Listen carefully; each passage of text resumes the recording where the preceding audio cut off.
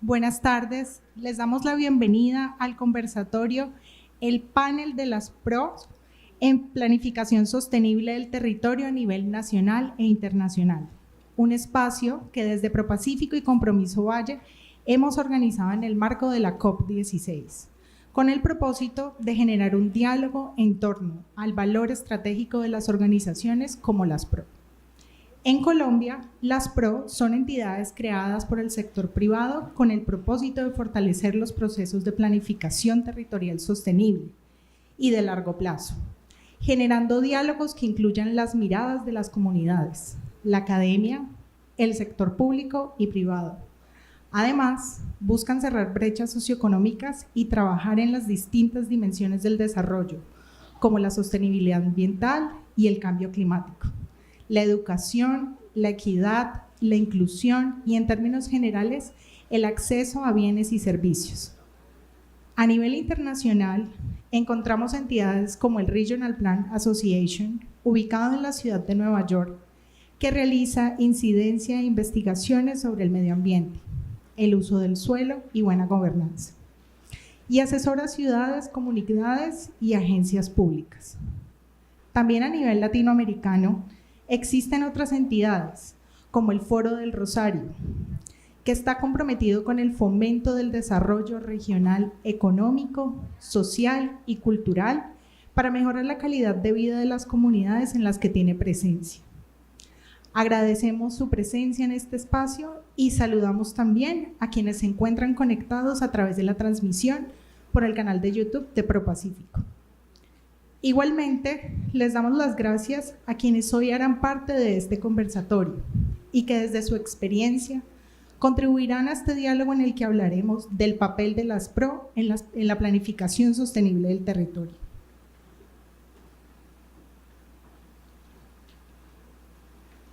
Antes de dar inicio a nuestro conversatorio, les invito a ver el siguiente video en el que Moses Gates, presidente de Vivienda y Planificación de Vecindarios del Regional Plan Association, habla sobre el impacto que organizaciones con visión imparcial y de largo plazo tienen sobre el desarrollo de las regiones y sus habitantes.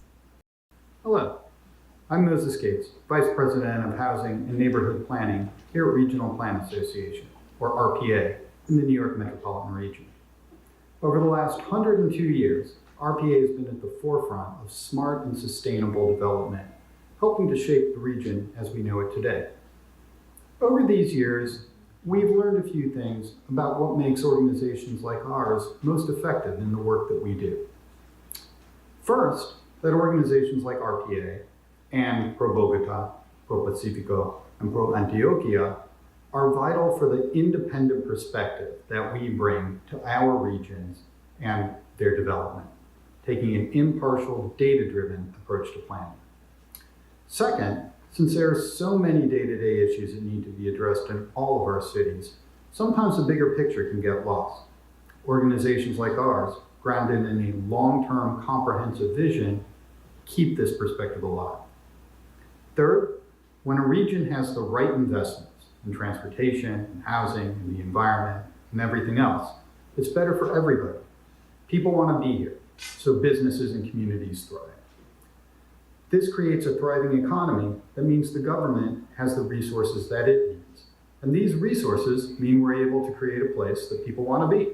It's a virtuous cycle that begins with organizations like ours pushing both the public and the private sectors to make these necessary investments and build the right infrastructure.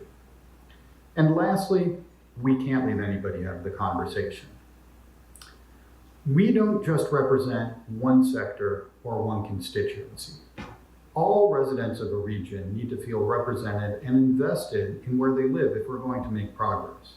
Now, this doesn't mean we all agree all of the time, but organizations like ours that work on behalf of the public good help create this sense of civic unity that's so important. Thank you all so much for the work that you do, and we're so happy that there are like-minded organizations like yours with similar visions and values working on the issues that affect all of us in metropolitan regions all around the globe. A continuación, invito al escenario a nuestros panelistas. María Viviana Botero, presidente de ProAntioquia. María Isabel Ulloa, directora ejecutiva de ProPacífico. Selva Raggio, directora ejecutiva del Foro de Rosario. Rodrigo Peñailillo, representante en Colombia de la CAF. Y Esteban Piedradita, rector de la Universidad ICESI, quien moderará este espacio. Bueno, buenas tardes. Muchas gracias a ProPacífico por invitarme a participar de este panel y aprender más sobre estos temas relevantes y que me interesan mucho. Me siento muy orgulloso de haber tenido que ver con el relanzamiento de la entonces Fundación para el Desarrollo Integral, hoy ProPacífico. Y bueno, me encanta acompañar este diálogo y que podamos compartir lo que hacemos en Cali y aprender de otras regiones de Colombia y del exterior y de la CAF, que tiene una perspectiva latinoamericana y global siempre muy interesante. Estaba tratando de ver desde cuándo existe este tipo de organizaciones en Cali y encontraba que la primera, pues ahí en una búsqueda rapidita, la Sociedad de Mejoras Públicas se fundó en 1904, ni siquiera había departamento del Valle del Cauca. Entonces, desde siempre, ahí vi que la RPA de Nueva York es de 1922, desde siempre ha habido preocupación pues por empresarios y por la sociedad civil de acompañar de alguna manera al sector público y a la sociedad en discusiones importantes de ordenamiento del suelo, de aprovechamiento de diversas oportunidades para la región, de ornato incluso y embellecimiento, lucimiento.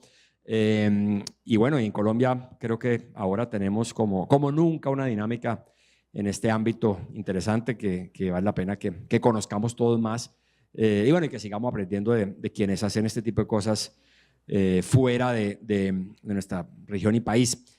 Siempre hay como me encontraba cuando estaba en la Cámara de Comercio como una duda de, bueno, ¿por qué hay tantas organizaciones a veces?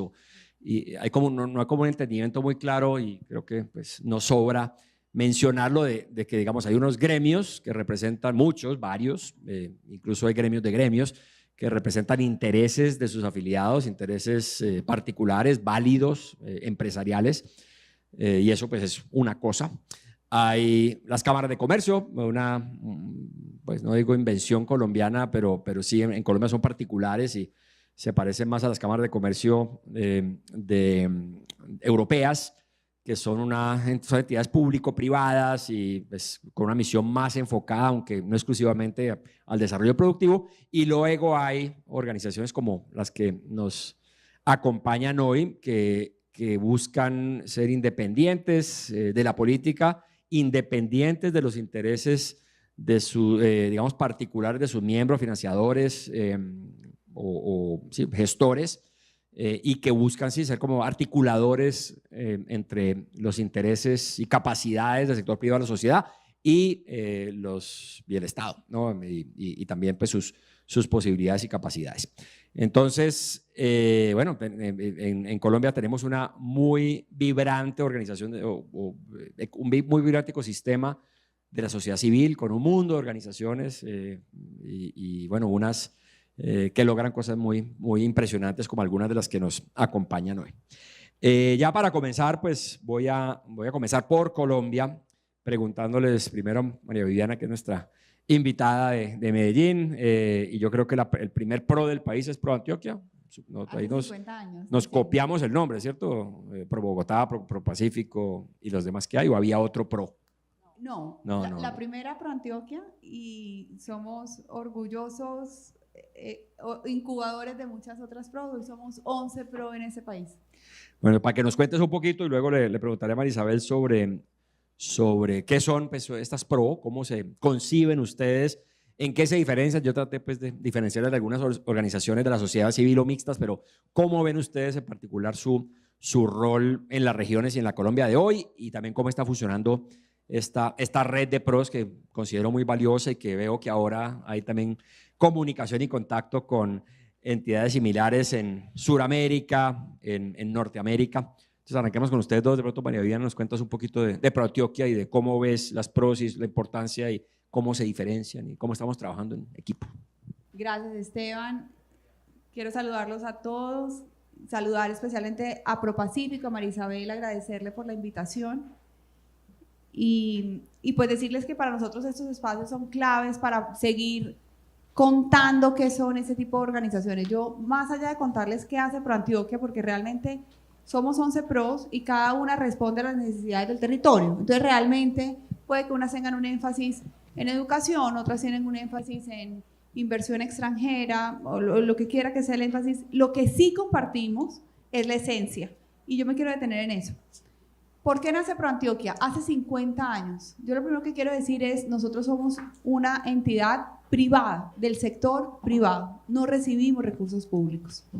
Y nace esa organización y esa esencia ha inspirado al resto de las organizaciones por un entendimiento de que ante la magnitud de los problemas públicos, los retos públicos, pongámosle el nombre que queramos, acción climática, educación, inseguridad alimentaria, el nombre que queramos, la magnitud de los problemas públicos es tal que el sector privado debe hacerse parte de su solución. Es decir, es un acto de responsabilidad del sector privado donde dice el sector público no puede ser el único responsable de la solución, el sector privado tiene que hacer su aporte en la solución de esto. Y en ProAntioquia nacimos bajo el convencimiento de que no pueden haber empresas exitosas en sociedades fracasadas. Entonces lo que hacemos y lo que hacen esas organizaciones, lo que hacemos las PRO, es que trabajamos con muchos. Si se quiere, en una sociedad pues polarizada como la nuestra, estas organizaciones vienen a ser un pegamento, un articulador, un puente entre diferentes sectores en los que no necesariamente estamos de acuerdo. Sector privado, sector público, academia, sector social, sector cultural, según el caso. Y lo que hacemos nosotros es nivelar la conversación y decirles, mire señores, allá afuera vamos a tener muchas diferencias, pero hoy aquí nos convoca, vamos a poner un ejemplo, las vías, voy a hablar de ProAntioquia, las vías de Antioquia, ¿cómo lo vamos a solucionar? Y cuando uno es capaz de encontrar un propósito superior que nos une a todos, es mágico ver cómo todos los sectores que en otros escenarios pueden estar en desacuerdo se movilizan para la búsqueda de esa solución. Entonces, básicamente la esencia de esas organizaciones es articular, movilizar, convocar para solucionar problemas públicos desde el sector privado. Y termino diciendo esto, que me gusta mucho decirlo. Nosotros pertenecemos a una categoría, y siempre lo digo, que lo llamamos lo público no estatal, porque yo creo que nosotros tenemos que empezar a darnos cuenta que está el sector público, están los políticos, por supuesto, y generan impacto público, pero desde el sector privado también se puede generar impacto público. Y eso es lo que hacemos desde el sector privado, generar bienestar, generar soluciones a problemas públicos desde el sector privado. Muy bien. La FDI, que es pues primero se llamó Fundación para el Desarrollo Industrial, es del año 69, me decía ahora María Isabel, y nació en un momento en que Cali comenzaba a agotar un modelo económico. Yo me imagino que en Antioquia sucedió algo similar con la primera crisis, digamos, de los textiles y de ahí surge pues enfocada en atracción de inversión y en desarrollo industrial. Luego pasó a ser Fundación de Desarrollo Integral, estuvo dormitando un tiempo y hace 9 años es ProPacífico. Entonces, adelante María Isabel, cuéntanos un poquito de ustedes y la perspectiva desde acá. Bueno, no, pues primero gracias a todos los panelistas por aceptar esta invitación y a todos los que nos acompañan. Para nosotros era muy importante poner esta conversación porque muchas veces, y bien lo decía María Viviana, creemos que el único rol, desde el sector privado creen que el único rol es pagar impuestos, generar riqueza, tener algunos programas de responsabilidad social y generar empleo, y hasta ahí voy. Y yo creo que parte de lo que hacen estas entidades que son del sector privado, y me parece muy importante resaltar eso que decía María Viviana, no porque representemos los intereses de las empresas que donan a nuestras entidades, porque lo digo mucho y creo que esa es nuestra gran diferencia con los gremios. Los gremios representan los intereses de las empresas y eso no tiene nada de malo, pero nosotros, como tenemos detrás, sí empresas, pero empresas multisectoriales, diferentes tamaños, pues justamente se cancelan, si se puede decir, esos intereses, y lo que buscan al apoyar ese tipo de entidades es justamente que trabajemos por ese propósito que es el desarrollo de nuestros territorios. Nosotros desde ProPacífico hace 9 años, como bien decía Esteban, esto es una entidad que fue creada en el 69 en una coyuntura muy diferente en nuestra región, pero desde hace 9 años nos hemos dedicado con un equipo maravilloso a trabajar en el centro, el corazón de lo que somos como propósito, que es trabajar en alianzas que buscan pensar en mediano plazo. Yo siempre digo que nosotros, el mejor mundo es que nos vean la comunidad, los empresarios como un bien público, porque realmente somos un bien público. Nosotros estamos trabajando por el desarrollo, ayudando al sector público a cumplir las metas que deben ser de todos. Y para cerrar, creo que las PROS tenemos una misión y es también hablar de una conversación de la sociedad civil, porque yo sí creo que muchas veces hablamos de empresas, hablamos de sociedad civil como si no fuéramos lo mismo, y al final los empresarios son y deben ser el primer ciudadano de sus territorios, pensando en ese desarrollo integral y hacer esas alianzas con el sector público, pero también con la comunidad, todos luchando por ese mismo objetivo. Gracias, Marisabel. Me gustó mucho esta decisión que haces, María Viviana, entre lo público y lo estatal, que no es lo mismo, ¿no? Y es una distinción bien importante que además, sí, estos son bienes públicos porque su función es pública, así como, ¿no? No sé, yo considero que la universidad que manejo, si bien es de gestión privada, sin ánimo de lucro, es una universidad pública, en el sentido de que no tiene dueño y es para todos, y bueno, a veces es costear, digamos, la educación de alta calidad es costoso, pero hay formas de lograr mayores accesos y tenemos un mundo de bienes que surgieron de lo privado. La Fundación Valle de Lili en Cali, por ejemplo, el mejor hospital de Colombia, que son en realidad bienes públicos, así los debemos mirar.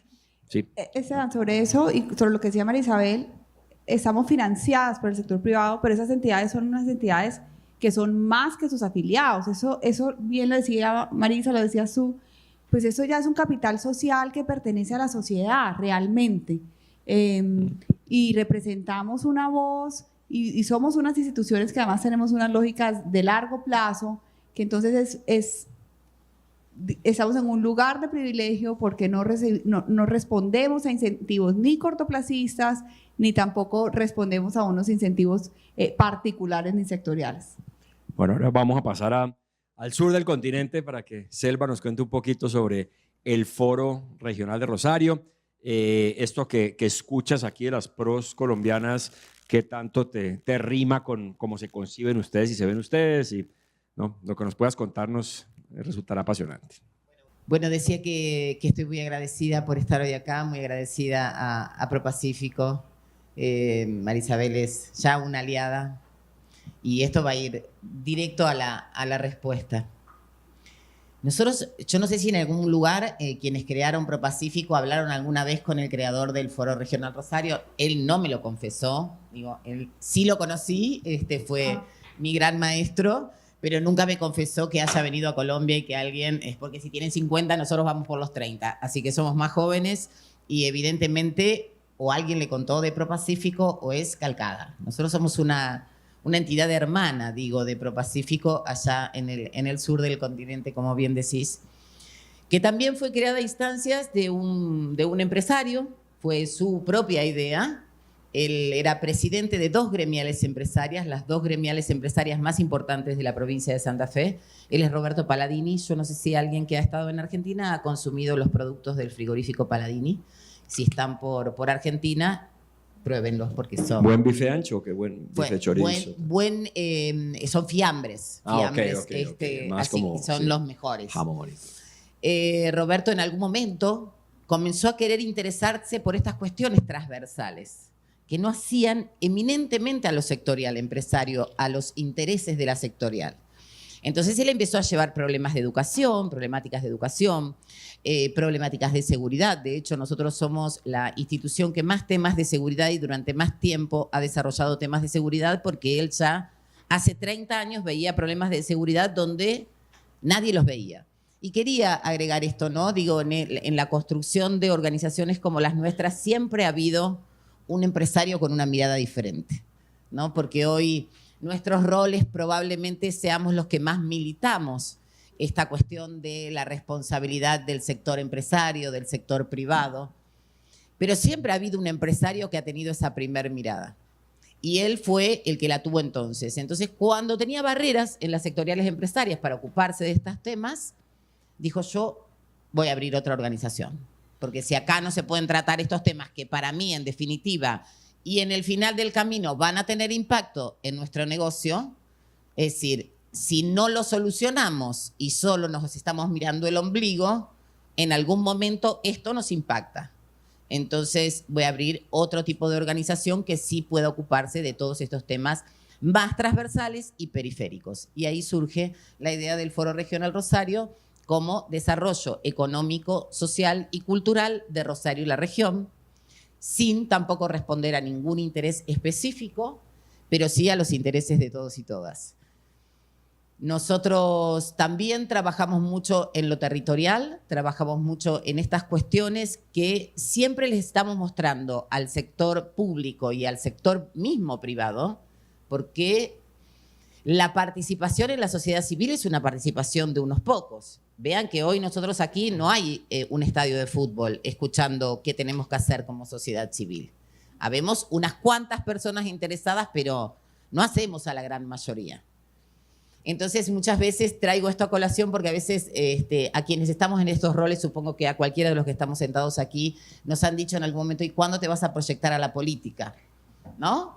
Y entonces yo suelo responder que quiero seguir proyectando gente en la sociedad civil, que este es el rol que quiero que empecemos a potenciar y que entendamos todos los que tenemos el poder de hacer algo más, que este sector, que es el de la sociedad civil, el de la participación ciudadana, es el que tenemos que alimentar. El sector político está muy bien alimentado y hasta necesita descansar un poquito. Necesita quedar ahí un poquito trabajando el interior. ¿Vieron cuando estamos en estos procesos? Bueno, ahora me toca introspección y demás. Entonces, vamos por el sector de la sociedad civil, vamos a alimentar este sector, que seamos el balance perfecto entre la política partidaria y la participación ciudadana. Necesitamos alimentar este sector para que esté monitoreando, para que esté proponiendo, para que traiga las ideas, para que articule, para que podamos llevar a cabo algunas cuestiones que la demagogia, algunas cuestiones que la burocracia del Estado no nos permite concretar. Entonces ahí estamos nosotros para facilitar, para abrir caminos, para articular, para no permitir que se pierdan tiempos innecesarios. Esto es, creo que, la similitud con las PRO y bueno, es esta hermandad que hemos generado con María Isabel, y estamos llevando mucho de lo que se hace aquí a nivel de prevención de violencias y demás, lo estamos llevando mucho para allá. Excelente, muchas gracias. Rodrigo, tú tienes pues vasta experiencia en el sector público chileno, bueno, y ahora estás en CAF. Me gustaría, pues, si tienes alguna visión desde Chile de este tipo de organizaciones, no sé si te tocaron, si las conociste, si como gobernador o en tus cargos públicos hubo interacción con este tipo de organizaciones, y más allá de ello, CAF, ¿cómo las ve y está trabajando con ellas? ¿Tiene interés en desarrollarlas? ¿Las ve como aliados útiles para el propósito de CAF, que pues tiene bastante que ver con lo que se proponen también las PROS y el foro regional, ¿no? Tienen objetivos o propósitos superiores comunes parecidos. Bueno, ¿aló? ¿Se escucha bien? Sí. Bueno, CAF, el Banco de Desarrollo América Latina y el Caribe, bueno, primero agradecer la invitación a María Isabel Ulloa, ¿cierto? Siempre muy encantado de participar en las invitaciones de ProPacífico y a los compañeros y amigos panelistas. CAF, el Banco de Desarrollo América Latina y el Caribe, pasa a ser el bien público más importante de la región. Nosotros ya tenemos aprobaciones que superan los $200.000 millones en proyectos, y estamos teniendo aprobaciones anuales en promedio, creciendo al 7%, ya de $17.000 millones, y con una amplia gama de áreas donde estamos interviniendo y donde estamos efectivamente llevando, ¿cierto?, al banco para generar un impacto económico-social, que es el objetivo de CAF, del Banco de Desarrollo. En ese sentido, nosotros tenemos dos líneas, a diferencia del BID, del Banco Mundial. Nosotros, en ese sentido de la contabilización de las aprobaciones y los desembolsos, una sola contabilización, que es tanto para el sector público como para el sector privado, o sea, muy integrada, muy integrados los dos sectores, para el sector de gobierno, soberano o no soberano, digamos, en términos, digamos, de la banca multilateral. Y en ese sentido, el trabajo con ProPacífico y con ProAntioquia, digamos, a mí me parece, ya como chileno, me parece algo de verdad, muchas veces los chilenos nos alimentamos con que hay mucha política pública que nace desde Chile, que se va replicando en distintos países de la región, o que el sector privado chileno ha llegado con mucha fuerza a distintos países, pero las PRO de Colombia a mí me parecen algo muy, primero, innovador y valiente, porque justamente lo más fácil para una organización empresarial es quedarse más bien en sus temas muy internos, digamos, no ir más allá. Esto en realidad es el rol del gobierno y por lo tanto no nos involucramos y por lo tanto en realidad en ese sentido es mucho más, es menos, entre comillas, conflictivo o complejo. Y yo me he encontrado acá bueno, mi primera reunión antes de llegar a CAF Colombia, mi primera reunión en Cali, ya a un mes de haber llegado, un mes antes de haber llegado, fue con ProPacífico, fue con María Isabel. ¿Ah? Y estuvimos conversando largamente sobre, después del estallido social, el rol que estaban cumpliendo. Y se inicia un trabajo muy, muy importante ahí con la presencia del presidente del banco, de Sergio Díaz Granado. Se comienza un trabajo con ProPacífico muy, muy interesante, en apoyo y en apoyo, digamos, a Compromiso Valle. Un trabajo con los jóvenes, un trabajo muy, muy del día a día de terreno, de comprender las necesidades, de comprender las expectativas de los jóvenes de Cali y de cómo esto, ProPacífico, digamos, y CAF, en una alianza conjunta, pueden contribuir a aquello. Y por otro lado, también vimos, oye, hay un desafío enorme de Cali, hay un desafío enorme de recuperar la ciudad, ¿cierto? De avanzar en el desarrollo urbano, en avanzar en temas de seguridad, en avanzar en la generación de empleo y estamos trabajando en una gerencia, digamos, en una gerencia que apoya los proyectos estratégicos de Cali. Y desde CAF lo estamos haciendo con ProPacífico. Y me encontraba más con la sorpresa, la muy gran sorpresa, que diferencia mucho a los gremios y o las organizaciones empresariales chilenas, que también tienen la posibilidad y la capacidad de estructurar proyectos. Es decir, si nosotros quisiéramos, como banco, en colaboración con el gobierno, estructurar 10, 20 CAPs o centros de salud, ProPacífico nos puede ayudar y colaborar en eso. Y es garantía de un buen trabajo y es garantía de protección de los recursos públicos y es garantía, ¿cierto?, de eficiencia, ¿cierto?, y de hacer las cosas bien. Eso en mi país, en Chile, no. Yo por lo menos no lo he visto en mis distintos roles de gobierno, ¿cierto?, de gobernador y tanta cosa. Y con ProAntioquia también tenemos un MOU y nos están apoyando. Sí, en la unidad de internalización para empresas long tail y creativas, ¿te fijas? Y entonces cómo empresas, ¿cierto?, bien relativamente especializadas, ¿cierto?, cómo salen al mercado internacional. Y así podemos hacer más cosas. Y me he encontrado con la sorpresa además en otros territorios de Colombia que me han dicho, nosotros queremos hacer lo mismo que se hace en ProPacífico, o vimos que están haciendo cosas con ProAntioquia y queremos también replicarlas en nuestro territorio. O sea, yo solo diría, de verdad, una gran sorpresa, positiva sorpresa de cómo el sector privado y otros aliados pueden unirse y contribuir al desarrollo sostenible de sus territorios. Y esto es cada vez más necesario todavía, y estoy pensando en otros países de la región, cuando la institucionalidad, digamos, del Estado es más débil. Y ahí entonces hay que hacer algo rápido. Y este modelo de hacer las cosas, creo que vale la pena seguirlo mostrando en toda la región. De acuerdo, mil gracias. Bueno, antes de entrar al tema específico del panel de planificación, del rol de estas organizaciones en la planificación sostenible del territorio, quiero hacer una pregunta que creo que es pertinente. Al Estado le cuesta mucho trabajo priorizar porque pues, tiene que atender a 50 millones, en el caso de Colombia, ciudadanos, tiene por constitución obligaciones de toda índole, hay derechos, ¿no? Pero bueno, y a la CAF también le cuesta trabajo priorizar, supongo, porque hay tantos problemas, tantas necesidades, tiene ministros en sus juntas, etcétera. Pero pues, yo creo que para las organizaciones como ustedes también, ¿no? Los problemas son muchísimos. ¿Qué han encontrado ustedes útil para priorizar, digamos, en qué ámbitos van a trabajar, pues porque las necesidades son enormes, tenemos problemas pues en Cali, desafíos y en otras regiones en innumerables frentes. ¿Cómo priorizan sus organizaciones para no diluirse o dispersarse demasiado y cómo aprenden a decir que no o cómo hacen para que no se vuelva su agenda la agenda del gobierno de turno, por ejemplo? Cuéntenos un poquito de eso, que me parece que es algo fundamental. No sé quién quiera medirse. Dale, ¿sí?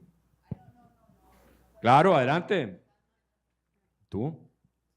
Es para todas. Y de pronto para Rodrigo si quiere intervenir. Bueno, no. Yo lo primero que quiero decir es, nosotros no somos el Estado, ni tenemos la pretensión de reemplazar el Estado. Eso es lo primero. Es decir, hay una cantidad de retos públicos y de problemáticas, pero esas instituciones, pues justamente, yo creo que eso es muy importante decirlo, somos instituciones. ¿Qué significa eso? Tenemos una lógica de largo plazo y tenemos vocación de permanencia. Imagínense en 50 años cuántos gobiernos hemos visto pasar en ProAntioquia. Muchísimos. Eso también le da a uno una perspectiva distinta de la coyuntura, pero yo creo que también el hecho de ser instituciones trae o pone sobre la mesa una responsabilidad, y es la responsabilidad de, si se quiere, Esteban, estar un poco por encima de esa coyuntura y ayudar mediante acciones, ya te voy a responder puntualmente, a que la sociedad civil, a que nuestras regiones y a que nuestra función principal, que es el desarrollo, pueda pensarse en el largo plazo. Entonces, yo quiero hablar puntualmente de, en el caso de ProAntioquia, nosotros nos hemos propuesto y un poco con la situación, digamos, las administraciones de Medellín, la historia reciente y lo que ha sido la historia, pues, de mi ciudad. Nosotros creemos que esas instituciones y particularmente ProAntioquia tienen la responsabilidad de traer sobre la mesa conversaciones de futuro, conversaciones de esperanza, conversaciones que permitan que salgamos de la coyuntura, del tuit del día, del chisme del momento, del problema inmediato.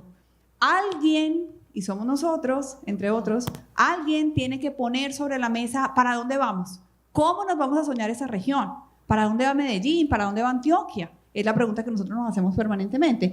Y cómo contribuimos a que ese sueño, ese futuro tiene que empezar con un presente que está ocurriendo en este momento. En el caso particular nuestro, pues la priorización pasa como por esa conciencia de cuál es nuestro rol. Y quiero resaltar un ejercicio reciente que acabamos de hacer que se llama Antioquia Emergente, que Antioquia Emergente lo que hace es un poco responder a la pregunta ¿dónde gana Antioquia?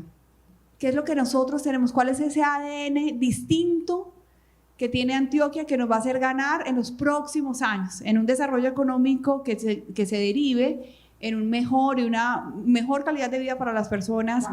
No queremos simplemente, por ejemplo, voy a hablar del caso de Urabá, nosotros ya salimos al mar, Antioquia tiene mar, señores, eso es increíble, eso antes no lo imaginábamos. No queremos un desarrollo económico donde la población vea pasar la riqueza por los ojos simplemente y no llegue nada al territorio. Entonces, esas preguntas de lo que va a ser nuestra región en el futuro tienen que empezar a resolverse hoy. Antioquia Emergente nos puso de presente dos cosas, y ahí resumo.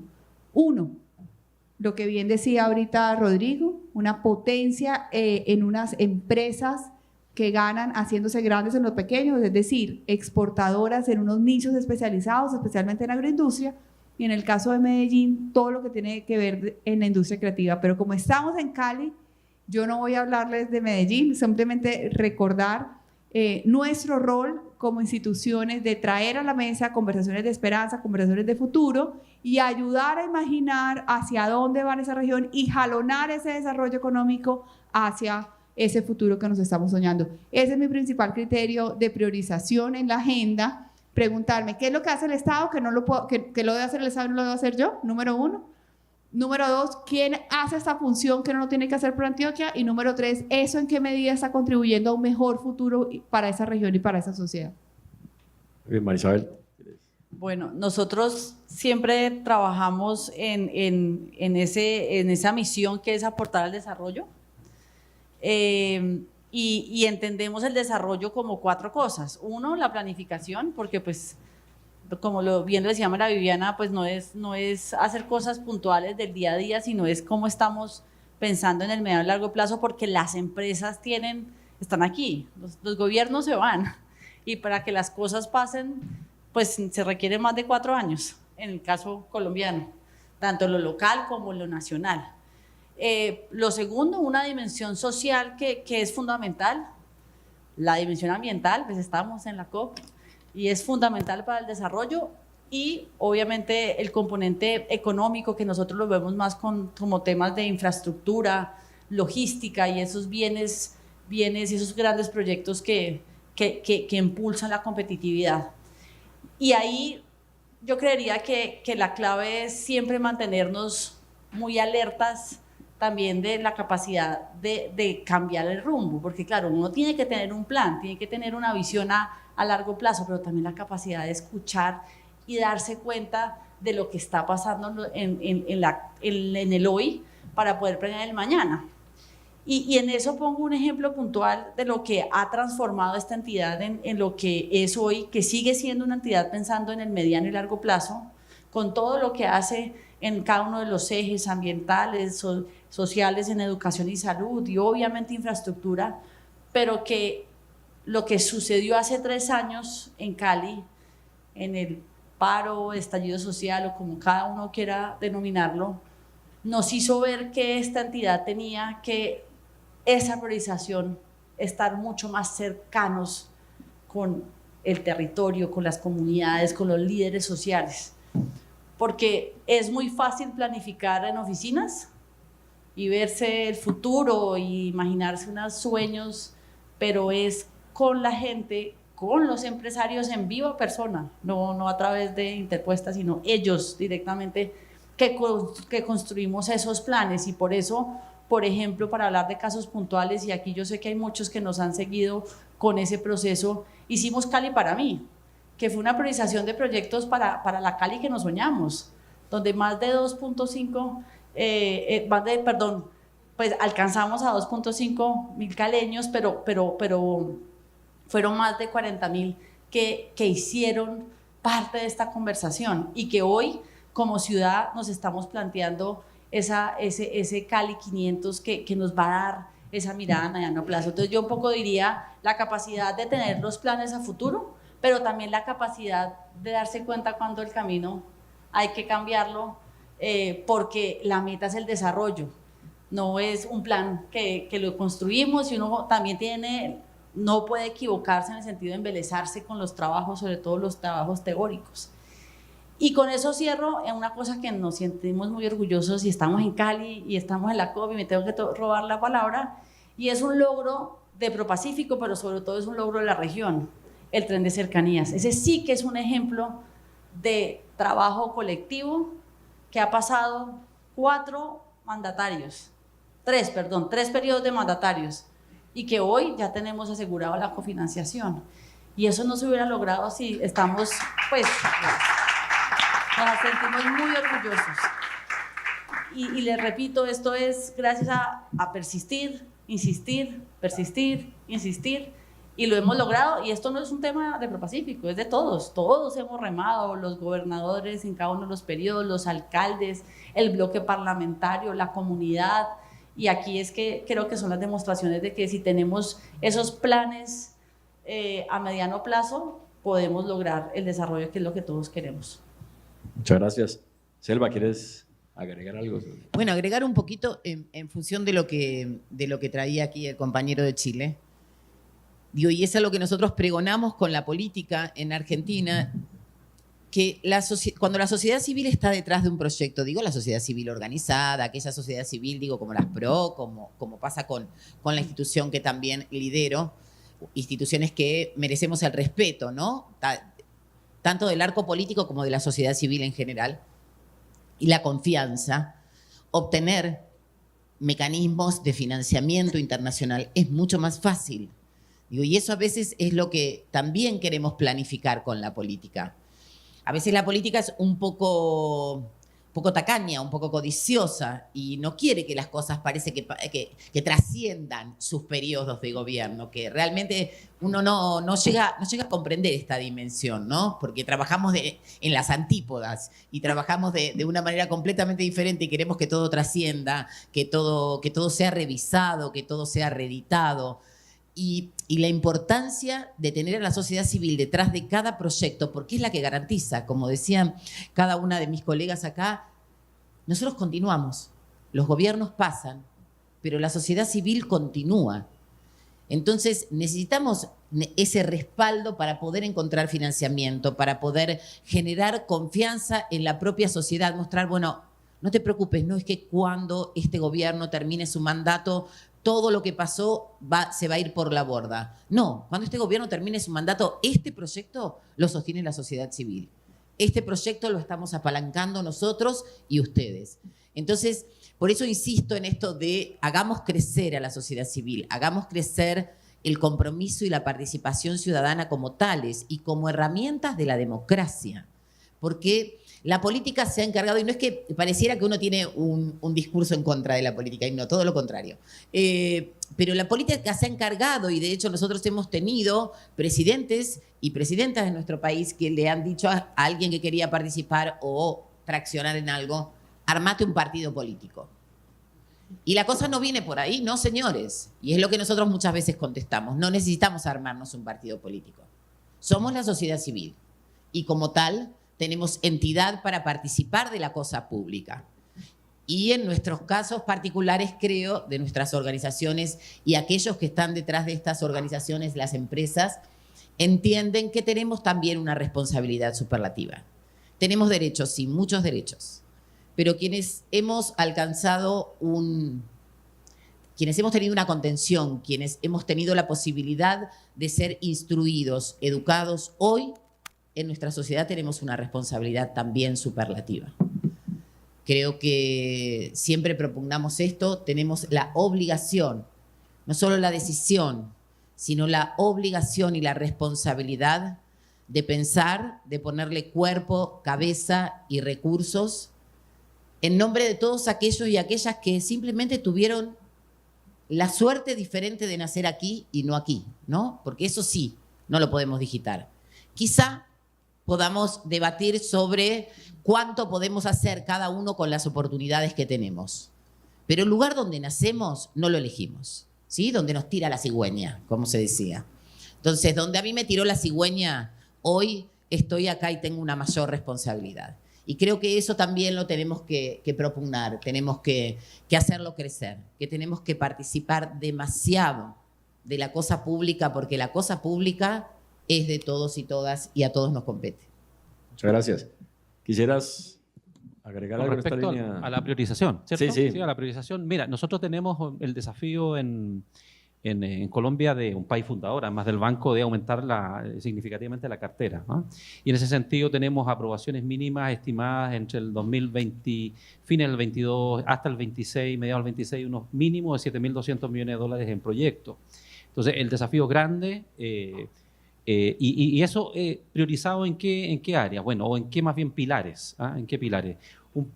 Con una presencia muy fuerte en los territorios, ¿ah? Con una presencia muy fuerte en los territorios, y a eso le hemos llamado apoyo, ¿cierto?, a todo el desarrollo rural.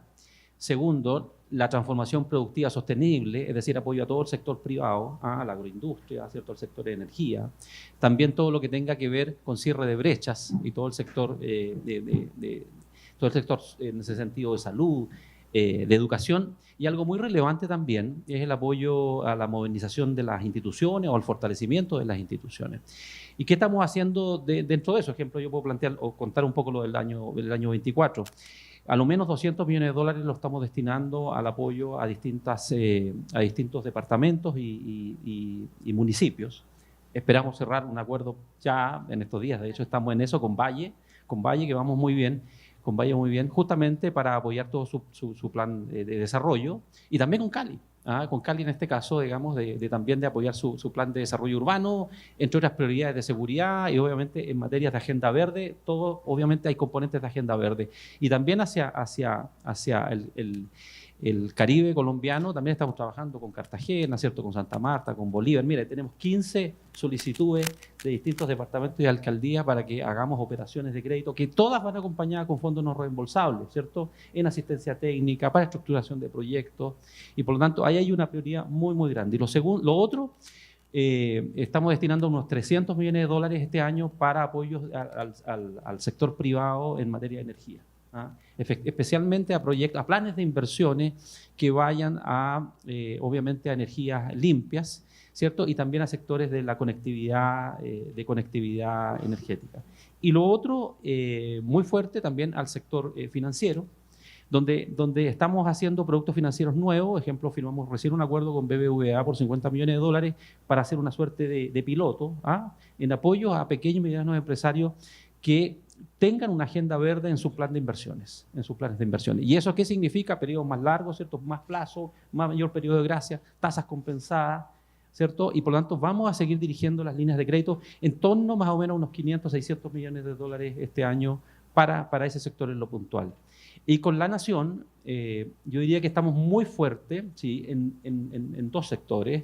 Uno, en la educación. Acabamos de firmar contratos ya para el inicio de la ejecución. De hecho, hoy día tuvimos una reunión en la mañana temprano por eso, para hacer intervenciones en más o menos unos 500, 600 colegios en Colombia. Para eso hicimos un piloto en el Pacífico colombiano, y el gobierno con el gobierno, y eso va a permitir hacer una intervención importante que más o menos va a beneficiar a unos 86.000 estudiantes y 2 universidades. Esas 2 universidades y gran parte de esa inversión va a estar en esta zona, en este territorio, y lo vamos a hacer en conjunto con el gobierno. Y así también en salud. Estamos estructurando una gran operación en salud, especialmente en salud mental, dirigida a los jóvenes. Esto va a significar infraestructura de salud, más de 60 centros de salud distribuidos de salud mental en Colombia, unos 24 grandes centros de salud distribuidos en las grandes ciudades, también formación, capacitación al personal, digitalización, y esa operación esperamos que ya la cerremos pronto en los próximos meses. Y también, por supuesto, como banca multilateral y banca donde tiene que apoyar los gobiernos, obviamente también hay grandes créditos para libre disponibilidad, que los vamos orientando con una matriz de resultados hacia los temas de sostenibilidad. Entonces, ahora estamos en un proceso de aprobación de $350 millones para apoyar al gobierno de la Nación, dirigido al fortalecimiento de los territorios y a la economía azul, ¿cierto? Y economía verde. Es decir, ahí está nuestra gran apuesta en Colombia. Eso significa aprobaciones este año por unos 2.100 millones de dólares, concentrados entonces en estos ejes y concentrados tanto en el sector soberano, no soberano, público, privado, digamos, en una sola gran operación.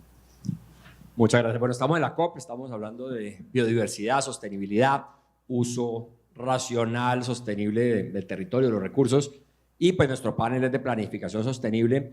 Yo quisiera que nos den ejemplos todos de proyectos o iniciativas de planificación sostenible en las que han participado recientemente o no tan recientemente, que quieran destacar aquí de cómo estas organizaciones y la CAF contribuye a pues, una planificación sostenible, un uso sostenible del territorio. Uno de los grandes problemas de Colombia, el mayor problema en materia de emisiones que tiene Colombia es el mal uso del territorio. No hacemos ganadería donde no deberíamos hacer ganadería. Eso es mucho más contaminante en el caso de Colombia, por ejemplo, que lo que quemamos en gasolina y en el sector de transporte. Entonces quiero que nos cuenten un poquito de ejemplos en este tema de planificación sostenible donde sus organizaciones han tenido impactos importantes y bueno, lo que nos quieran compartir allí.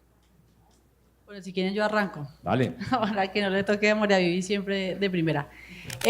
Pues yo creo que nosotros en el eje ambiental, pues además de hacer todo este tema de planificación, la mirada a mediano plazo, donde tratamos de incidir en, por ejemplo, los POTs. Nosotros obviamente en Colombia los planes de ordenamiento territorial son la manera en que ordenamos el territorio para que sucedan o no sucedan un montón de cosas territorialmente, instrumentos que están para algunos expertos mandados a recoger, pero eso es otra problemática. Y pensando y siempre pensando en ese mediano plazo, nosotros en el eje ambiental, estando muy pegados con este propósito de la generación de alianzas llevamos años trabajando en algo que se llama la plataforma colaborativa del río Cauca. El río Cauca, para los que no son de aquí, pues pasa, la cuenca alta termina por allá en Antioquia, que ayer justo estuve en un panel donde hablábamos de la cuenca alta, la media, la baja, y pues por allá es en Antioquia la baja, pero acá nosotros somos el responsable de la cuenca alta, y ese justamente ha sido una, claramente, si alguien me pregunta, ¿todo está resuelto? Pues evidentemente no. Recuperar el río Cauca en esta cuenca alta nos queda años, pero ha sido a través de una alianza multiactor, porque están las gobernaciones, están las alcaldías, está la CRC, que es la Corporación Autónoma del Cauca, la CBC, que es la del Valle, colectivos, consejos comunitarios, que nos hemos puesto, uno, a ponernos métricas, porque es que vivimos muy mortificados por las situaciones, pero no sabemos si queremos ir del punto A al B y no sabemos dónde queda el A y dónde queda el B. Dos, saber quién es el que tiene que hacer las cosas, porque como bien lo decía María Viviana, pues la responsabilidad no es hacer lo que tiene que hacer el Estado. Entonces, si el Estado y si las corporaciones autónomas tienen la responsabilidad de hacer, por ejemplo, Petares, pues hagámoslas y generemos accountability y que por qué no las han hecho y cómo las van a hacer. Pero por otro lado, el sector privado tiene un rol, y para hablar justamente de nuestro territorio, pues Azocaña acaba de hacer un anuncio muy importante de esos corredores, de esa franja de respeto al río, de esa franja que tienen que dejar, que yo creo que le aporta a la conversación, que ya había pilotos justamente en ese colectivo. Entonces yo creo que ahí nuevamente es para dónde vamos, cómo planificamos, quién tiene que hacer qué, y bueno, no me quiero meter en transporte sostenible porque ya hablé del tren y ahí ya me puedo quedar horas enteras, pero es cómo entre todos construimos y aportamos, entendiendo, y lo dije en un panel esta mañana y lo vuelvo a decir aquí, que para cuidar el medio ambiente y nuestra biodiversidad necesitamos desarrollo sostenible. Y es sostenible, pero también desarrollo. Esas teorías, qué pena, de no crecer o no desarrollarnos, pues yo creo que no funciona. Es con el sector privado, con innovación, con financiamiento, que vamos a lograr cuidar nuestro medio ambiente. ¿Alguien más se le mide? Pues yo aprovecho tu pregunta, Esteban, para felicitar a Cali y a los caleños, porque yo creo que no sé si hemos celebrado suficiente. A mí me parece un logro increíble que la COP, que Colombia sea la sede de la COP y que Cali sea la sede. A mí me parece realmente impresionante. Ahorita caminamos muy poco, pero se ve una ciudad muy linda. Espero salir de aquí y poder caminar un poquito más. Los quiero felicitar por lo que vienen haciendo. Y sobre todo decirles que me emociona que este evento pues nos haya puesto a hablar de este tema. Yo quiero reconocer que en el caso de ProAntioquia, que tiene 50 años, el tema de la acción climática como un tema en la agenda, no quiero decir que sus empresas individualmente no vinieran haciendo, digamos, las afiliadas a ProAntioquia todas puntean en el Dow Jones, por supuesto, es un tema que particularmente cada una venía desarrollando, pero como agenda en ProAntioquia, como tema dentro de nuestra agenda, es un tema relativamente nuevo si uno considera que tiene 50 años. Digamos que es un tema que venimos trabajando hace 3 años. Y ahí reconocer que nosotros hemos venido aprendiendo, generando mesas de conversación con los expertos para poder poner el tema dentro de la agenda pública de la región. Nosotros tenemos hoy 4 proyectos dentro de nuestra agenda de acción climática que responden a ese tema. Voy a referirme solamente a uno por tiempo, y para explicarles lo que queremos hacer en la plataforma de acción climática, les voy a explicar brevemente una experiencia que tiene ProAntioquia en la que es muy exitosa, y es nuestra plataforma de obras por impuestos. Nuestra plataforma de obras por impuestos lo que hace es ProAntioquia en la mitad, articulando proyectos de los municipios PDI y SOMAC con inversión del sector privado, básicamente, para hacerlo muy fácil. En 6 años le hemos traído a Antioquia más de 600.000 millones de pesos en recursos del sector privado, del impuesto sobre la renta, que se van vía plataforma liderada por ProAntioquia en obras por impuestos. Nuestra plataforma de acción climática lo que busca hacer, y bienvenida a la CAF a que se una, tenemos hoy un pipeline hoy que vale 4.4 millones de dólares, pero va a seguir creciendo. Así que ojalá que se puedan unir. Lo que busca nuestra plataforma de acción climática es justamente eso. Antioquia pues es un territorio absolutamente biodiverso, el turismo ecológico además, bueno, están haciendo una cantidad de cosas alrededor de esa conversación, pero la plataforma justamente lo que queremos hacer es unir proyectos desde los municipios, desde los territorios con inversión privada, un poco emulando lo que ya veníamos haciendo con plataforma de obras por impuestos, en lo que ya tenemos una experiencia buena, o digamos el valor que agrega ProAntioquia es poder aportar en la estructuración de mejores proyectos que puedan acceder a financiación nacional o internacional, básicamente. Chévere. Selva, ¿quieres contarnos algo de Argentina? Bueno, nosotros en el Foro Regional Rosario trabajamos sobre todo con lo que es la sustentabilidad social. Tenemos un proyecto que sí está relacionado al desarrollo del potencial ecoturístico del río Paraná. Nosotros, la ciudad de Rosario y la provincia de Santa Fe tiene todo su border, río, es el río Paraná, un río inmenso. La ciudad de Rosario está desarrollada mirando al río. Hay muchas ciudades, como por ejemplo Buenos Aires, que le dan espalda al río. Nosotros hace unos cuantos, acá también, me dicen por ahí. Bueno, nosotros hace unos cuantos años alguien se dio cuenta que había que mirar al río. Que mirar al río generaba mucho mayor desarrollo, ¿no? A nivel urbanístico ni que hablar. Pero bueno, no se ha desarrollado el río en su potencial y nosotros hace como 4 años, cuando arranca la pandemia, nos habíamos marcado este eje que es desarrollar el potencial ecoturístico del río Paraná, porque ahí andábamos viendo que es muy caro hacer turismo justamente ecológico y bueno, y dijimos, bueno, a ver, vamos a ver cómo hacemos esto. Y lo cierto es que muchas de las trabas que nos encontramos fueron trabas sociales. Una porque los pescadores, quienes depredan mayormente nuestro río son los pescadores.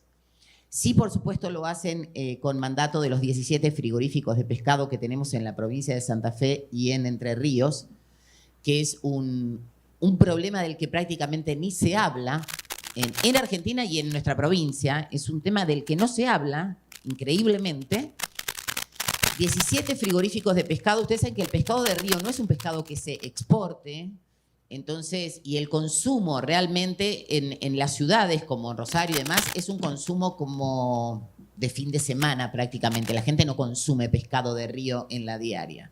Es todo para hacer productos como alimentos para mascotas y ese tipo de cosas. Así que el pescador toma el guante de tener que pescar muchísimo y toda la biodiversidad se desestructura de una manera espeluznante porque pescan peces de un tamaño, de una medida que no tienen que pescar. Entonces tenemos el río devastado. Entonces una de nuestras problemáticas fue esa. Otra problemática que tuvimos fue el ingreso de los arroyos al río. Entonces, bueno, propusimos un proyecto que tenía que ver con poner toda una maquinaria para frenar, porque ustedes saben que la gente de bajos recursos se asienta, los asentamientos irregulares son en las márgenes de los ríos muchas veces y en las márgenes de los arroyos y demás.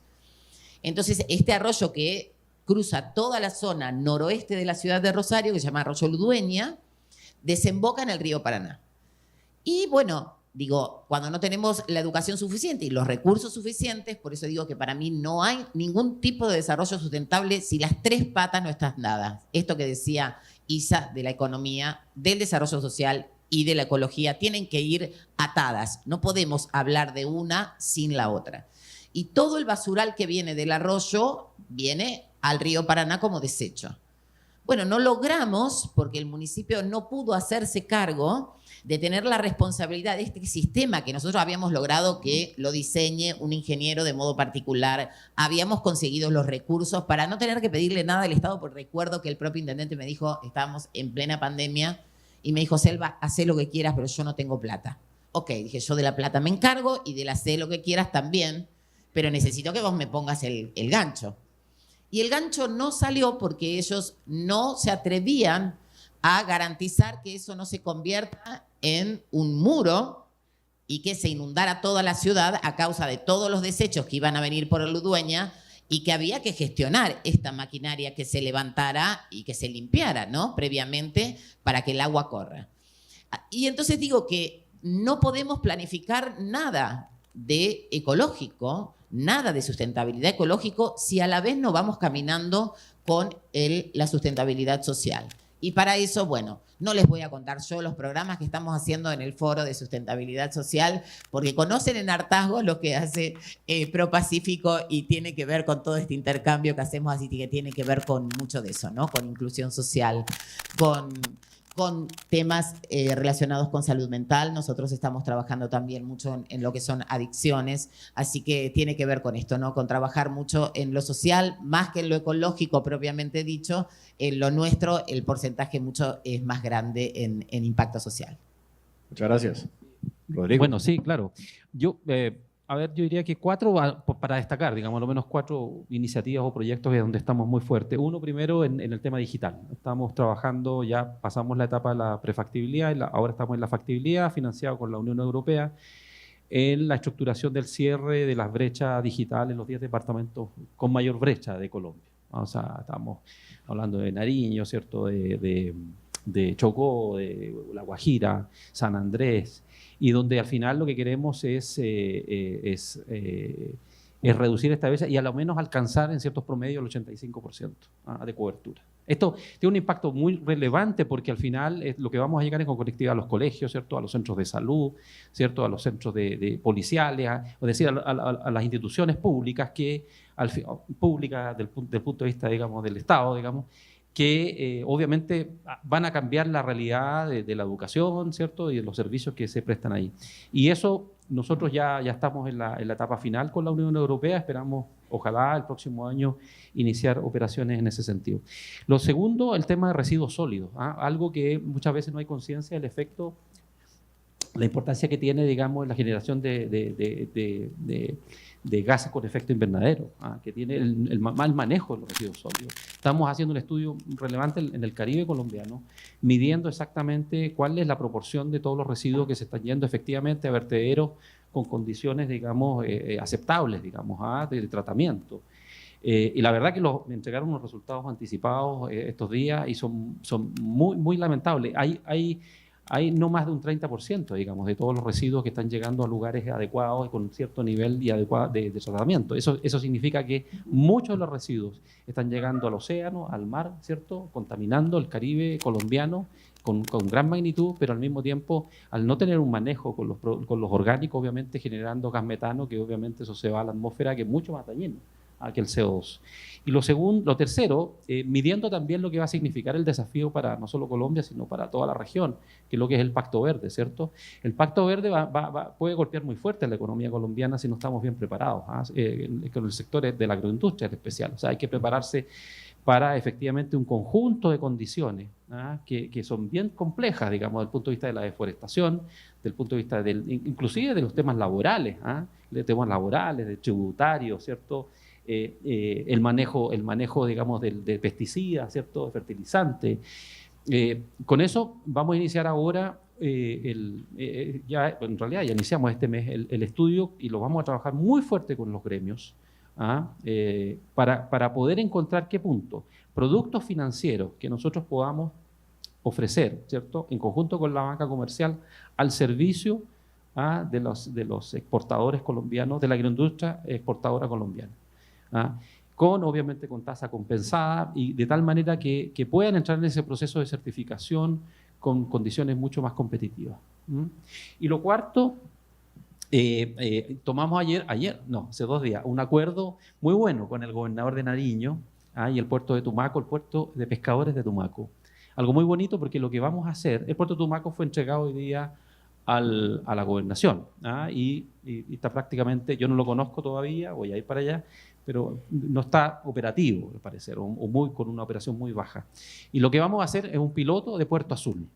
Lo que vamos a hacer ahí, vamos a estructurar, vamos a financiar eso nosotros como banco, la estructuración de un puerto pesquero azul, es decir, con la ¿Qué quiere protección del decir océano. azul? No, A ver. protección del océano con un manejo correcto de la pesca, ¿cierto? Con un manejo correcto, digamos, de ejemplo de los combustibles, digamos, y el daño que se produce en el océano con un mal manejo de los combustibles, que O sea, azul es verde en el océano. entonces, porque nosotros obviamente vamos hacia un banco azul y verde y esto es lo que vamos a hacer, es justamente trabajar hacia transformar este primer puesto pesquero azul con la colaboración del banco, por supuesto, de la gobernación, en línea, por supuesto, con otros proyectos que se están haciendo en el marco del puerto de Tumaco. Así que yo podría destacar esos 4, hay otros, por supuesto, pero esa es la función del banco, porque además tenemos una meta que nos puso el directorio, que el 40% a lo menos de las operaciones que hacemos, a lo menos el 40% tiene que ser de agenda verde, sostenible. Y no es fácil. No es fácil ni siquiera, uno podría decir, oye, es fácil para el gobierno central o para un departamento. No es fácil. Requiere mucho acompañamiento técnico y nos damos cuenta, digamos, cómo ahora en los planes de desarrollo que estamos apoyando con operaciones de crédito para su implementación, cómo todavía hay falta de comprensión, ¿cierto? O falta de justamente cómo medir efectivamente si estamos contribuyendo, digamos, al cuidado de nuestro planeta, con los proyectos que estamos haciendo. Pero yo diría que vamos en buen camino, vamos en buen camino y me quedo con lo que se decía en el sentido de destacar de esta COP, digamos, a esta COP y el aporte que va a hacer a la conciencia, no solo los acuerdos que se lleguen, digamos, de cómo aterrizar mejor los recursos para cumplir con el pacto de la COP15, sino que también la conciencia que se genera en todos, digamos. Tenemos en la zona verde una sala de inversión que los invito a que vayan y uno ve a la gente cuando mira, van más de, ya no sé cuánta gente, pero en 2 días y medio deben ir unas 2.500, 3.000 personas visitándola. Impresionante, familias completas, niños, ¿cierto? Está peor que Disney, la cola ya. Como... Sí, vamos a llenar el estadio que no se ha llenado. Lo vamos a llenar porque al final, pero a la salida, cuando tú conversas con ellos, ¿qué te parece? Mira, cómo dicen qué importante es darnos cuenta lo que hemos dejado de hacer, pero también cómo yo puedo proteger los ecosistemas. ¿Cómo puedo contribuir a proteger los ecosistemas? Y la importancia que eso tiene, de los 14 ecosistemas que hay en la región, y donde el Pacífico colombiano obviamente es uno de los grandes destacados. Eso. Bueno, muchas gracias, Rodrigo. Creo que pues, este panel nos resalta o enfatiza la importancia de movilizar capacidades privadas pues para solución de problemas en alianza con lo público. Además, estas organizaciones también movilizan lo público en el mejor sentido de la palabra.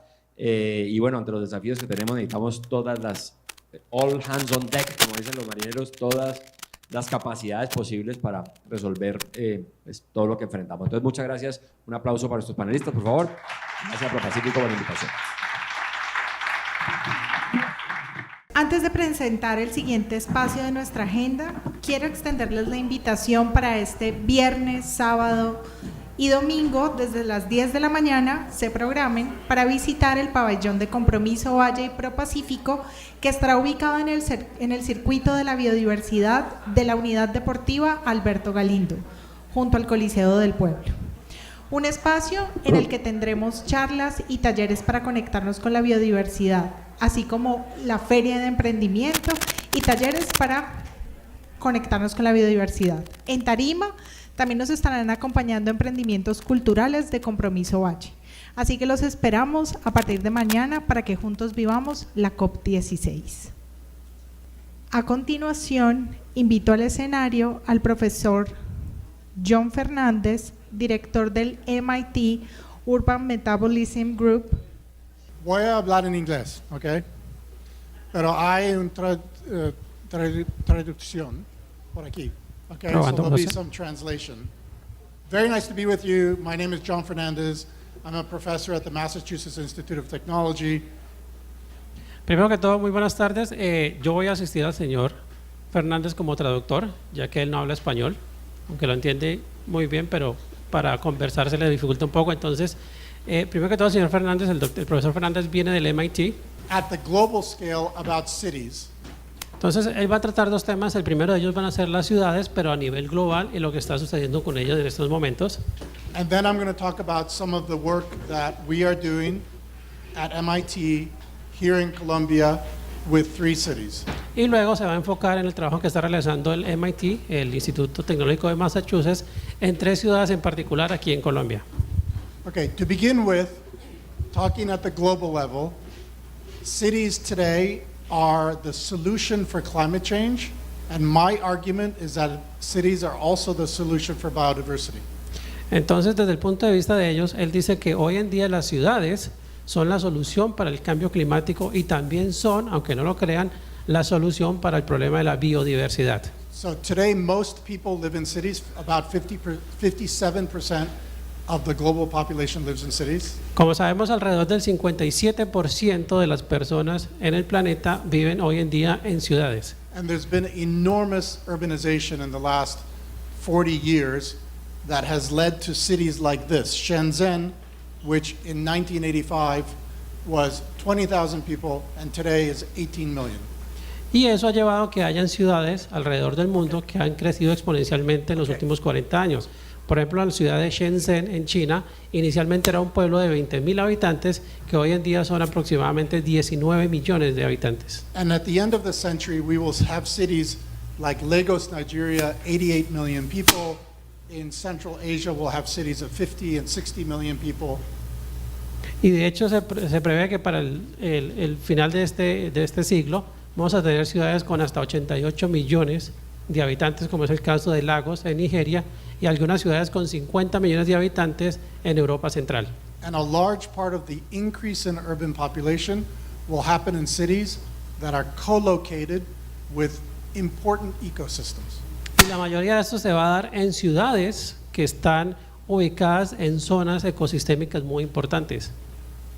So the way I like to think about cities is that their role in affecting ecosystems is based on the materials, the minerals and metals and other resources that cities require to run their economies. Entonces la forma como ellos ven que las ciudades afectan el ecosistema es por los materiales que ellas necesitan para crecer y que usualmente son los que ellas mismas consumen. Okay, so this is the one diagram I'm going to show you. So the private sector is extremely important in the actions that I'm going to describe to you as being important for climate change and biodiversity. Entonces, en la parte de cambio climático y biodiversidad, él dice que el sector privado va a ser muy importante en cuanto a las acciones que él va a describir a continuación. So this is a diagram that represents the effect of cities on biodiversity. The way to think about this is that cities have the effect on biodiversity in 3 zones. The first zone is within the city boundary. So this is the urban land area. This is inside the city. Entonces, la forma como las ciudades afectan el ambiente y la biodiversidad alrededor de ellos se puede mirar desde 3 perspectivas. La primera es el círculo rojo interior, que es como tal el área donde está ubicada la ciudad o el área que la ciudad ocupa. The second zone is at the periphery of the city, is right outside of the city. Y la segunda zona es la periferia o los suburbios, que es justo a la salida de las ciudades. And the third zone is everything else, rural areas, the rest of the world. Y lo demás son obviamente ya las zonas más lejanas, es decir, lo que llamamos zona rural y más allá. Each one of these zones has an effect on biodiversity. Obviously, what happens within the city affects the biodiversity of the city. What happens at the perimeter affects the biodiversity of the perimeter. Y obviamente cada una de estas zonas afecta su biodiversidad de manera local, es decir, la ciudad afecta la biodiversidad donde ella está situada, la periferia igualmente y las áreas exteriores igualmente. And both of these are important, but this land area is very small compared to non-urban land area. This land area is maybe 2.5% of total land area, and this is everything else. Y obviamente si miramos la concentración, la ciudad tiene un área mucho más pequeña y pues comparada con lo que son las áreas circundantes y las áreas más lejanas. So the reality is that everything that we produce and consume in the city, the energy that we consume, the materials of buildings, the clothing that you wear, your smartphone, everything that we do has an effect on global biodiversity, because none of the materials or very few of the materials or the energy comes from within the city, and a lot of it comes from very far away. Ahora, si miramos cómo afecta entonces la ciudad, lo que es la biodiversidad global, nos damos cuenta que todo lo que necesita la ciudad para funcionar, su energía, su agua, los materiales de construcción, la ropa que nosotros nos ponemos, los alimentos que consumimos, absolutamente o casi todo viene de afuera. Así es como la ciudad afecta la biodiversidad externa. Okay, now I'm going to tell you a little bit about each zone, zone 1, 2, and 3. Ahorita vamos a hablar un poquito a hablar un poquito de cada una de las zonas, la 1, la 2 y la 3. So, in this city, New York City, right, we affect biodiversity in many, many different ways. So, the transportation, the lighting, waste, you can't see this very well, but buildings that migrating birds run into, the light pollution, collecting water, the heat, moving heat in terms of air conditioning and heating, all of that within the city, zone 1, affects biodiversity dramatically. Entonces, si tomamos como ejemplo la ciudad de Nueva York, podemos ver todo lo que consume y cómo ella afecta la biodiversidad de sí misma. Tenemos la parte del transporte, la iluminación, en invierno lo que es la calefacción, los edificios, cómo afectan a las aves migratorias, etcétera, etcétera. And that was New York, but even in a city like Leticia, the same thing, where the lighting, plastics, which has anyone been to Leticia? So you will know that the plastic pollution in Leticia is out of control. Everything is brought into Leticia by plane. And so all the packaging, the plastic packaging and everything else has to go somewhere. So waste management, the plastics, clothing, the light pollution, the water, impermeable surfaces, and as well, impermeable surfaces, even things like digital technologies, the electromagnetic fields, dogs as an invasive species, all of this dramatically affects the biodiversity within the city. This is zone 1, remember. Entonces, continuamos hablando de la zona número 1 y no necesariamente tiene que ser una ciudad grande como Nueva York para mirar el impacto que se da, sino que en una ciudad pequeña como Leticia, y él preguntaba a quienes la han visitado, se darán cuenta que ahí también tenemos los mismos fenómenos. De hecho, en Leticia el fenómeno del plástico es una cosa que está fuera de control. Él dice que todo lo llevan allá por avión, todo tiene que ir empacado en plástico y más plástico, y al final eso crea un gran impacto en la biodiversidad de la ciudad como tal. Tenemos la superficie, la iluminación, los edificios, los perros como especie invasora también contribuyen a esa afectación que hay de la biodiversidad en la ciudad de Leticia. So that was zone 1. Now zone 2, the perimeter of the city. So cities are expanding, and as you know, that expansion is usually on territory that has more biodiversity than within the city. Often it's agricultural land or some other kind of land, but there is some biodiversity there. Ahora, en segundo punto tenemos la zona número 2 que decíamos que era la periferia o los suburbios, y como ustedes saben, cuando una ciudad empieza a crecer y se empieza a expandir hacia estos suburbios, obviamente lo que está ocupando es una zona que es muy rica en biodiversidad. Y eso lo han visto aquí mismo en Cali, como cuando la ciudad empieza a expandirse, empieza a colonizar estas zonas que son ricas en biodiversidad. Y lo que antes era cultivos, hoy en día es, qué sé yo, bochalema, etcétera, etcétera, etcétera. And even though the land area is small compared to the non-urban areas, still the potential increase, depending on different projection scenarios for the future, is quite high, the rate of consumption of land. Obviamente dependiendo también del tamaño de la ciudad, pero como pueden ver en la gráfica, a medida que la ciudad se va expandiendo, obviamente va creciendo esa tasa de colonización de estas tierras que son ricas en biodiversidad. And another example in zone 2, agricultural lands at the periphery of the cities and adjacent to the cities are some of the most intense consumption of water. In the United States, we are not managing our water very well, and they're in the middle of the states, there's an enormous fossil water aquifer called the Ogallala, which is now at critically low levels.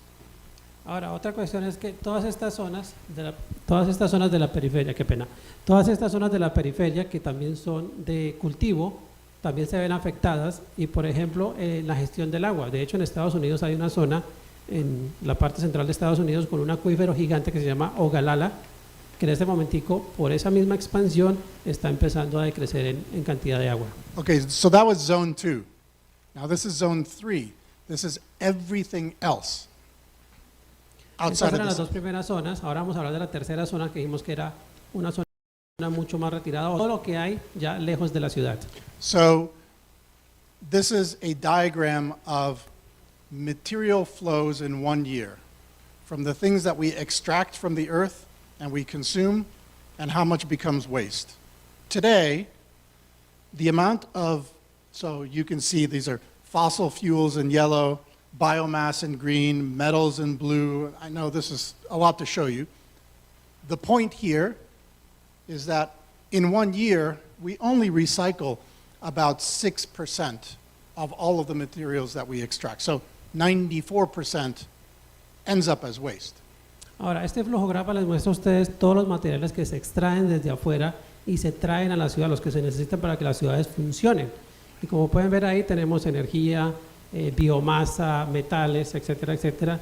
Pero al final del día lo que muestra el diagrama es que solo el 6% retorna a un ciclo virtuoso de reciclaje, mientras que lo demás se convierte en desperdicio.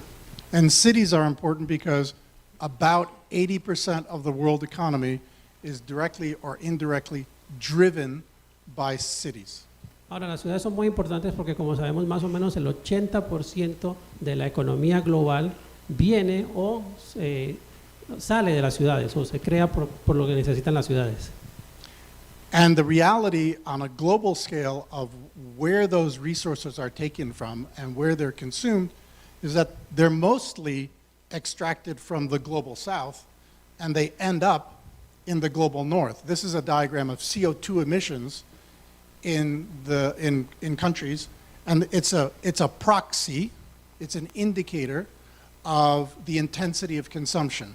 It's really in the global north. Entonces, si miramos este mapa, nos muestra. Si miramos el mapa, mira que la gran mayoría de estos recursos se están extrayendo del sur global y se están llevando hacia el norte global. Como pueden ver ahí, la gran mayoría de emisiones se dan en el norte, que son los que consumen todos estos recursos que vienen casi siempre del sur global. Okay, so cities have a huge role for a sustainable future. That's my point. The two ways in which cities can contribute most is one, to decarbonize, to lessen the intensity of their carbon emissions, and two is to become circular, to have a circular economy. Como decíamos, por este mismo factor es que las ciudades pueden jugar un rol muy importante en la parte del cambio climático, y es primero descarbonizando y segundo creando economía circular o de reciclaje. And a circular economy is important because we are moving from a fossil-based economy, so we're moving from burning hydrocarbons in a fuel-intensive economy to harvesting solar radiation through photovoltaics, wind turbines, but in a material-intensive energy system. Entonces la idea es que debemos cambiar el paradigma de que las ciudades dejen de consumir energía que se quema con combustibles fósiles y pasemos más a un modelo en el que se puede trabajar con energías solares, eólicas y otro tipo de energías que son de economía circular. And the reason why it's material intensive is because the amount of materials, metals and minerals, needed for renewable energy systems is many times what's needed for fossil energy systems. Ahora, una parte muy importante aquí es que para trabajar con esas energías renovables se necesita un consumo muy alto de materiales para crear dichas tecnologías. De hecho, es muchísimas veces más la cantidad de materiales que se necesitan ahora para crear esas soluciones de energía, como las solares, las de viento y demás, que la misma cantidad de materiales que se usan en quemar fósiles en este momento. So this is important for Colombia because illegal mining across Latin America, but for Colombia, illegal mining is very profitable because the the kinds of metals that are needed for, can you read that? Kind of, for renewable energy systems is all of the metals. It's not just critical minerals, lithium, cobalt, and other. It's actually copper and steel and aluminum. An electric vehicle takes about 5 times more copper than a gas combustion vehicle. Ahora, esto es muy importante para Colombia en cuestión de minería ilegal porque para llegar a estas soluciones de energías renovables, ¿sí?, se necesitan todos los minerales, no solamente es uno en particular, se necesita cobre, se necesita acero, se necesita hierro, etcétera, etcétera.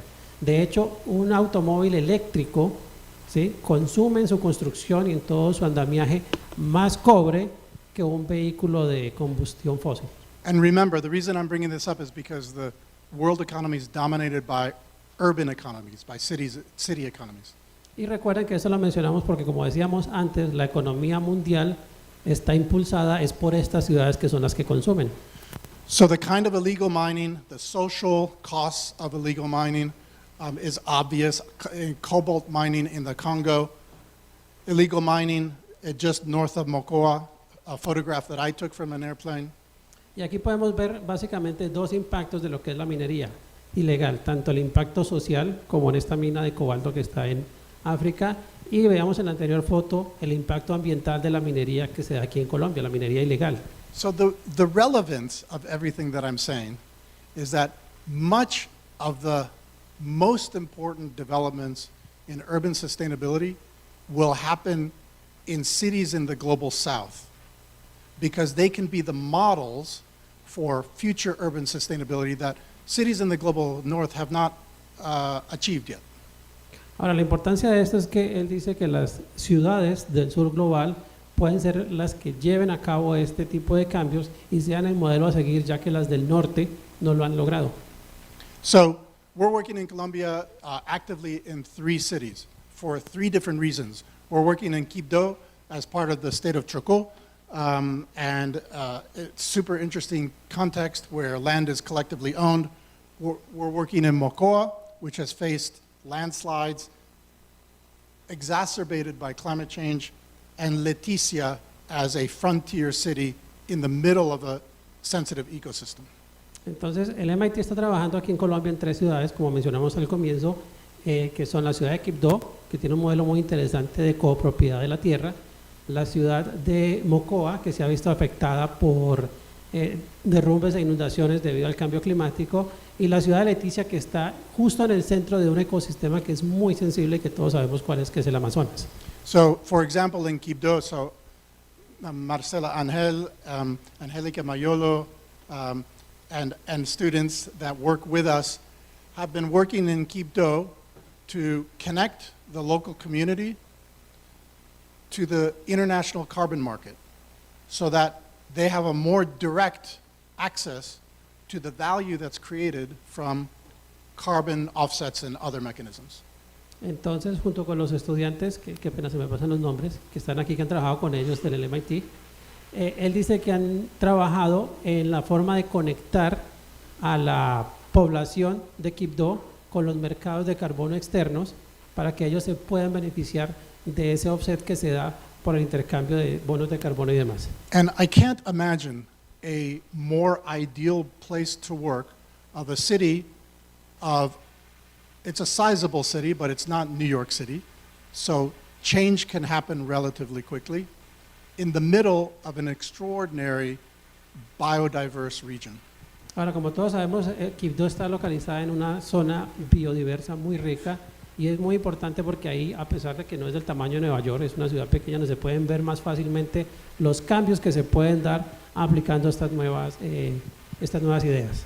And part of the work that we do is we bring students, we've brought students for many years down to Colombia. We do diagnostics of the city's issues, challenges, environmental challenges, and then we produce plans. And I'm happy to say in Leticia, which we worked on a year and a half ago with students, identified a place in the city, the marketplace on the waterfront, that could be a model for urban circularity. Y de hecho lo que ellos hacen, el trabajo que hacen con el MIT es traer estudiantes para hacer una evaluación de toda la problemática que hay en dichas ciudades y de ahí plantear soluciones o planes de acción. Y de hecho, en Leticia, que llevan 1 año y medio trabajando, ya identificaron que en el mercado de Leticia, lo que llamamos nosotros la plaza, hay una oportunidad de trabajar de manera circular. And I want to emphasize that in Leticia, Quibdó, and Mocoa, we're not coming in and giving solutions. We're actually co-creating solutions with the community, with the local government, and the private sector.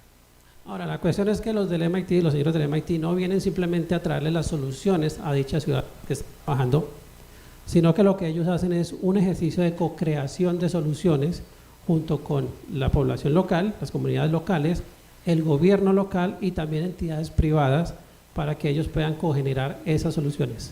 And so the expertise that we bring in collaboration with local partners is in planning, how to plan in the context under the conditions of climate change, how to engage the community in a co-creation process, and how to strategically use key technologies to be able to discover challenges and solve them.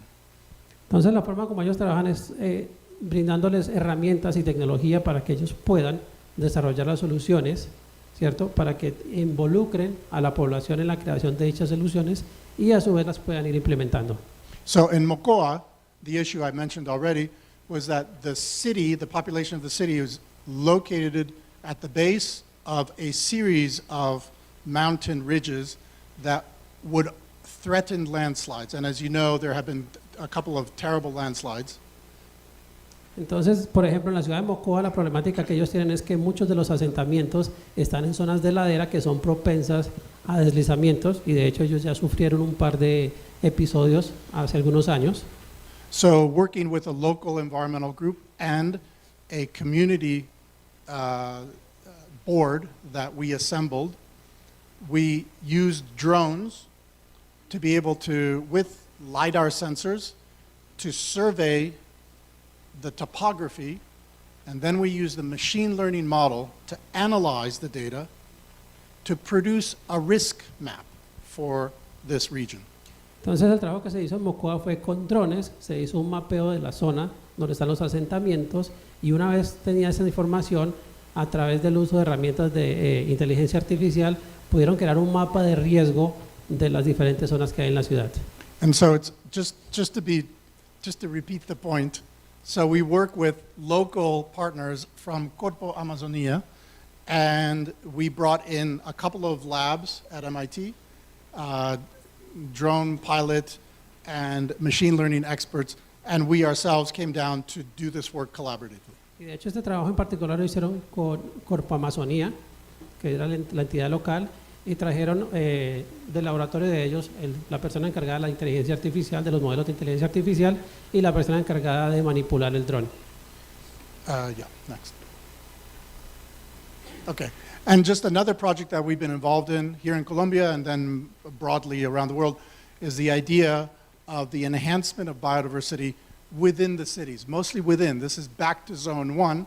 Both the World Economic Forum has a biodiverse cities by 2030 group, and here in Colombia there's a biodiverse cities initiative.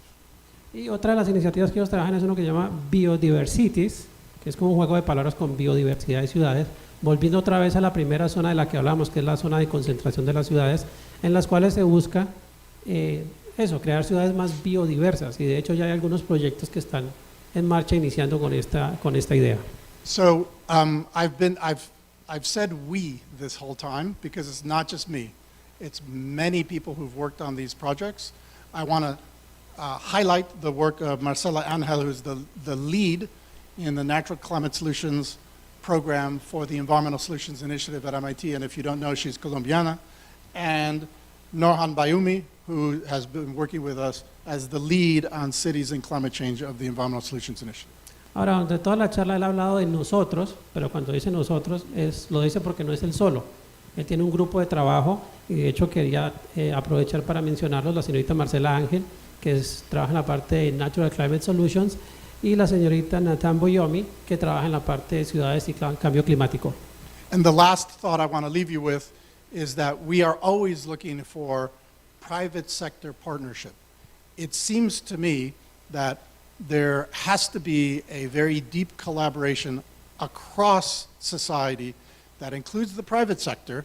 And one of the things about urban biodiversity, biodiversity generally, is that it is a new landscape for opportunity for the private sector to contribute and be involved, because not only is it reducing risk, but it also uncovers opportunities for business. Ahora, un mensaje que les quiero dejar es la importancia del involucramiento del sector privado, ¿cierto? Como uno de los actores que pueden participar. Él dice que esto les puede abrir oportunidades para que no solamente contribuyan, sino también son nuevas oportunidades de negocio que se abren al tratar de implementar estos nuevos conceptos. Okay, thank you. Muchísimas gracias. Gracias al profesor John Fernández, a nuestros panelistas, invitados y a todos ustedes por acompañarnos en este enriquecedor espacio. Y no puedo finalizar sin antes reiterarles la invitación a que nos acompañen desde mañana en el pabellón Compromiso Valle y Propacífico. Escaneando el código en pantalla pueden conocer en detalle la programación que tenemos preparada. Les deseo una excelente semana.